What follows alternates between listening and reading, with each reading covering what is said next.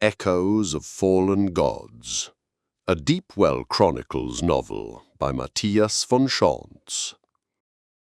Chapter 34. Descent. He couldn't believe she had sided with the thief. Larian had always been a thorn in his side. From the very first moment he had laid eyes on the Nemean, sitting down to remove a pebble from his shoe during their escape from the burn, as if his comfort was more important than their safety, he had known the man was trouble. Today he had once again proved he couldn't be trusted. Risking their lives like that, just to stay and help someone they didn't even know, was simply not acceptable. And then Soria had compounded the problem by staying with Larian instead of coming with him. Pelham had walked alone for over an hour now. He guessed the other two were somewhere on the path behind him, trying their best to catch up. The smart thing to do would probably be to simply sit down at the side of the road and wait for them to reach him, but he wasn't in the mood for that. He was angry at them both and wanted them to suffer a little for their insolence. Forcing them to walk alone, just like they had made him do, was a fitting punishment for them. Fortunately, the night was warm and pleasant, and walking through the woods made him momentarily forget his current predicament. The smell of conifer needles and resin took him back to his early years in Cloverheart, playing in the forest or learning to hunt with his father. It wasn't just the fragrances of the summer night that reminded him of home. The sounds were there too. There were the trilling of the nightingale, the chirping of the crickets, and the deer barking. Somewhere behind him he could even hear wolves howling. His musings were disrupted when his brisk steps took him past a small farm on the side of the road. It wasn't big, nothing like a full village, just a simple house to live in, a small stable for the animals, and a rickety old chicken coop. But the smell of manure emanating from the place didn't fit with his idyllic memories of childhood. After all, his father had been a hunter, not a rancher. Farther down the road from the little farmstead, the path split in two, and he had to make a choice. The one veering off to the right appeared narrower and less frequently travelled. Both seemed to go in a more or less northwestern direction, though, and he guessed it wouldn't matter for their final destination which one he picked. One road likely passed through Tegelmouth, while the other led directly to Tyranny, and along both there were probably a number of smaller villages as well. Knowing how lazy Larian was, Pelham assumed the Nemean would go for the wide, easy road when he and Soria arrived at the junction. Not wanting to give the thief that satisfaction, Pelham elected to go right. For a brief moment he considered hanging some kind of sign from a branch to indicate which way he had chosen. But anger and jealousy clouded his judgment, and he decided it was more important to make them suffer a little more than to ensure they found him right away. It would serve them right, he thought, if they arrived at the junction and were forced to consider that maybe, just maybe, they had lost the most important member of their team. And it was all their fault. Had he listened carefully to his own thoughts, he might have heard how childish and petty they were. But Pelham's rage was too loud and too important for him to pay attention to anything other than his own misery. Taking a perverted pleasure in his defiance, he gladly marched on into the darkness. 10 minutes later, the path began to narrow even further, impossible as it might sound. It was no longer straight, but meandered around grey rocks and black trees as it took him deeper into the dense spruce forest. Here, the sliver of moonlight that had guided his steps out on the open road no longer reached the ground. Gnarly roots and loose stones made progress slow, and eventually the hunter in him was forced to admit that the path no longer looked man-made. Had he somehow managed to get turned around, or veered off the path he had started on? Or had it been a game trail all along, and he just hadn't noticed? Pelham didn't know, but he was starting to wonder if perhaps he had made a mistake going this way. Still, Turning back to look for his companions wasn't really an option. It would be the equivalent of admitting defeat to Larian. Somewhere to his right, not far from where he was on the trail, a shrieking, almost trumpeting sound eerily pierced the night. To Pelham, it was both familiar and strange, as if he had heard it before, but couldn't quite remember where or what it meant. It did, however, make his heart race. He continued to walk the narrow path, trying not to stumble, but in the darkness, such plans were, of course, in vain. More than once he slipped on a patch of loose leaves or got his foot stuck under a spruce root that looped up above the ground.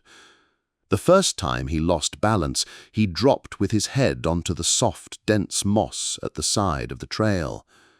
When he opened his eyes, a large rock sat only a hand's breadth from his face.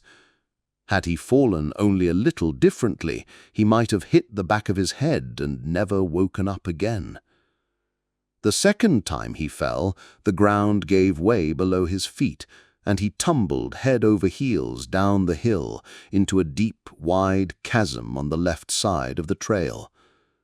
For a moment, he just lay there in the darkness, covered in dirt and leaves, his head pounding with a headache that felt like someone had taken a saw blade to the base of his skull. Slowly, he tried to sit up to get a bearing on his surroundings. The hillside from which he had fallen was steep and covered with loose, slippery vegetation. He might be able to climb it again if he knew where it was safe to put his feet, but in the middle of the night he couldn't see more than a grey slope there. From the top of the hill, just to the left of where he had stood before he fell, he could hear the ear-piercing, howling shriek again.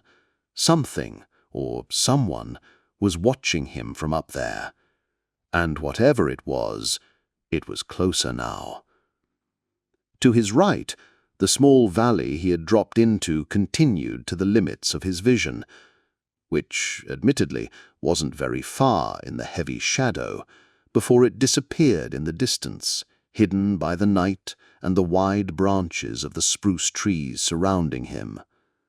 To his left, the valley vanished into a dense cluster of large leafy bushes just a few men's lengths from where he sat. For a full minute he stayed still, quietly listening for the shrieking noise to return, but was rewarded only with silence. Then he suddenly heard a twig snap somewhere to his left, as if something large and heavy had stepped on it. Holding his breath, he tried to look for the source of the sound, but could see nothing. For a short moment he thought there was movement at the top of one of the bushes there, but it could just as well have been only the wind. There were no more noises, neither inhuman howls nor cracks from broken branches. Whatever it was that had been out there was gone now, he thought, either gone or sitting in complete silence just to his side, watching him from the darkness. For a moment he thought he caught a faint whiff of carrion on the wind.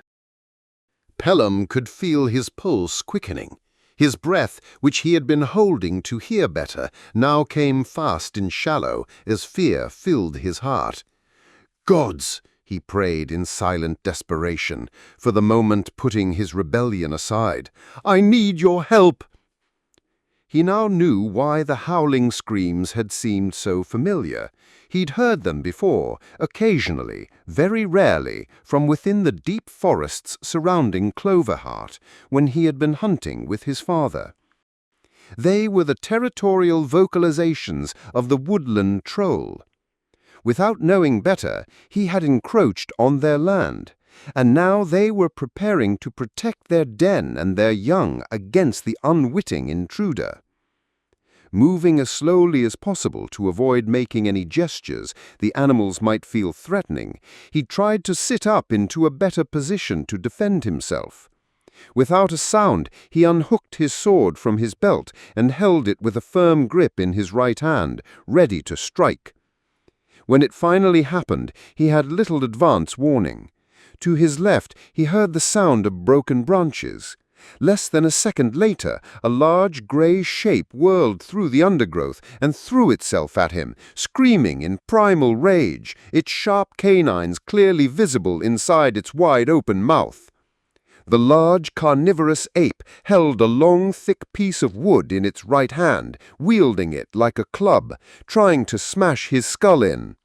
Instinctively, Pelham held up his sword to protect himself, but the thin blade did nothing against the powerful muscles of an animal twice the weight of a man. The heavy branch connected with his scalp with a cracking sound, sending him flying to the ground. Pain seared through his head, and for a moment sparks flashed behind his eyes. There were only two options left to him. He now had to choose between scaring off the troll or fighting it. But if this was its home territory, or if it was protecting its young, getting it to leave would be close to impossible. Realizing this would be a struggle to the death, he tried to get to his feet again, but before he could rise fully, he felt a sharp pain in his back as his adversary, now holding the club in both hands, hit him there with full force. The animal shrieked, chattered, and thumped its chest, attempting to intimidate him into leaving the area. But no matter how much Pelham wanted to, he couldn't. The sides of the valley were simply too steep for him to scramble up in these dark, wet conditions. With pain shooting through his back like a bolt of lightning, he fell to the ground face first, his head buried in the damp moss. He could smell the dirt and the leaves filling his nose as he tried to turn around to face the howling troll. It was too late. From out of the darkness the animal came flying again, landing its heavy feet on his battered spine with a sickening crack. Pelham fell again, his legs no longer carrying his weight. Strangely, there was no pain, he thought. Then he realized he couldn't even move his feet. In fact, below his chest, it was as if his entire body had ceased to exist. And hovering above him stood the troll, its club raised over its head, ready to deal him the final blow. Then it froze. In that moment, the sun rose and washed all the darkness away. With a brilliance beyond words to describe, it filled every shadow on the forest floor. No, he thought, it couldn't be the sun. It was still the middle of the night, and down here among the trees, the sun wouldn't shine that brightly even during the day. The big ape watched the light with horror, its terrified shrieks echoing through the forest as it ran away to hide. Not wanting to stay around a moment longer than necessary, it even left its wooden club behind. Pelham didn't understand its fear. Whatever the light was, it was beautiful. Suddenly, a voice spoke to him, dark and rich, filled with ageless wisdom and infinite strength. "Pelham Garthor, you have been chosen," it boomed, the force of it making the trees around him wave and the ground he lay on shake. "Worship me and rise in my honor. Do my bidding as my knight, and I will give you power and status beyond what mortal men desire. I am Mardakar the Almighty, Son of Heaven. I am your God." "I can't walk," Pelham whispered, all thoughts of vengeance momentarily forgotten. "You will rise in my name. I will carry your sword and your shield as you cleanse your homeland of those not of purest Stygian blood. In my honor you will bring the strength of the empire to the ends of the world as you subjugate the mongrels. You are honored, for I have chosen you to do this in my name." Slowly, reality started to catch up with Pelham. This was Mardakar. This was his sworn enemy, and the reason for his entire journey. But circumstances had now changed dramatically since he first set out on his voyage of revenge. Things were not so black and white anymore. "You killed my family," he wheezed, barely able to speak. The god of strength and genocide paid no attention to what Pelham had said. "As proof of my power, I will restore you," the god told him, his voice penetrating him with its warmth. "Rise, pick up your sword, and walk, my son." The moment Mardukar said that, Pelham could sense something starting to move beneath his skin. It felt like worms were burrowing through his flesh, slowly knitting it together. Pressed against the ground, his spine twisted and jerked, the way a child might violently play with a doll. Suddenly, pain shot through his back as if someone had pierced it with a pitchfork. He screamed uncontrollably, yet relished the sensation. A stench of death rose from his bubbling flesh as dark pus seeped through a newly formed crack in his skin. Pelham sat up, feeling his limbs once more respond as he commanded them to move. Rising to his feet, he turned to face the god of the world. Now healed, his old defiance had returned. "I will not serve you, Mardukar," he shouted, with little concern for his own safety. "I will defeat you. I will slice the throats of every single one of your worshippers, just as you did to my family. My father's, my mother's, and my sister's pain will be yours. I will kill every one of your followers, every man, every woman, every child. There will be no one left to serve you." Mardukar laughed, the sound reverberating through the dark forest like thunder. "You are most welcome to them. Have your way with my priestesses and slaughter my worshippers. Please, consider them my gift to you. They exist solely to suffer and die for my glory. Yours will be the hand that sacrifices them to me." The god's response stopped Pelham cold. Mardukar wanted him to succeed in his mission of revenge? Of course, the god of the world responded to his unspoken thought. "I heard your vow that day, when you stood there in the forest above Cloverheart, overlooking the remains of those who had given up their own lives and the lives of their kin to honor me.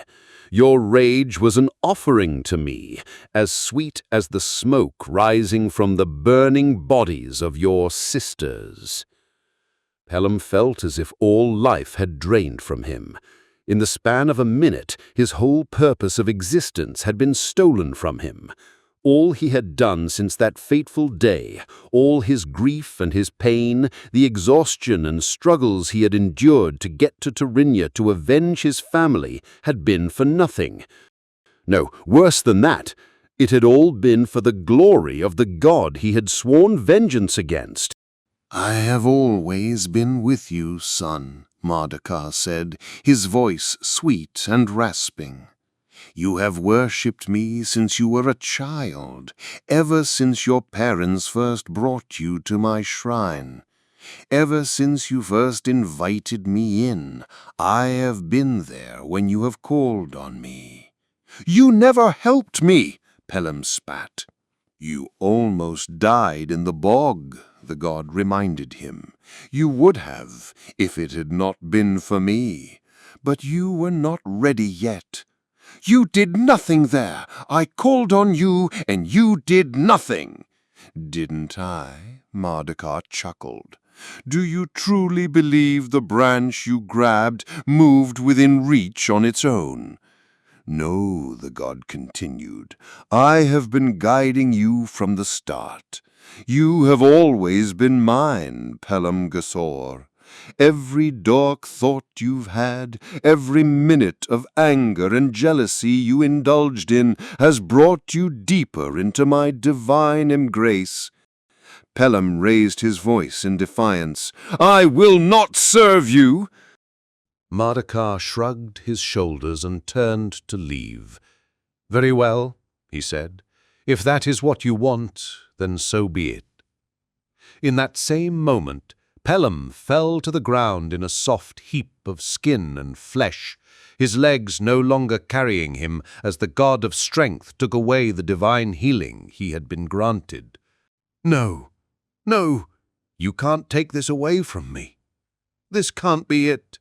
I can't die a cripple, bleeding out in the woods, alone and forgotten." Mardukar, slowly walking away in the distance, said nothing. "Why am I even fighting this? There is nothing to be gained from resisting further. My whole mission was for nothing. If I had slaughtered his worshippers, he would have counted that as a win. If I surrender to him now, he still wins. There is no difference. The only way I can lose more than I've already lost is if I die now." "What would you have me do?" he whispered, hoping the breeze would carry his voice. This time Mardukar's reply came from inside his mind. "Worship me," it said, the sound grinding into his skull with the force of a rock slide. "Bow before my feet. Pledge your soul to me, and I will raise you up as one of my knights eternal." And with a whimper, Pelham Gaithor, enemy of the gods, sold his soul to Mardukar. In the darkness of the night, Sir Pelham rose.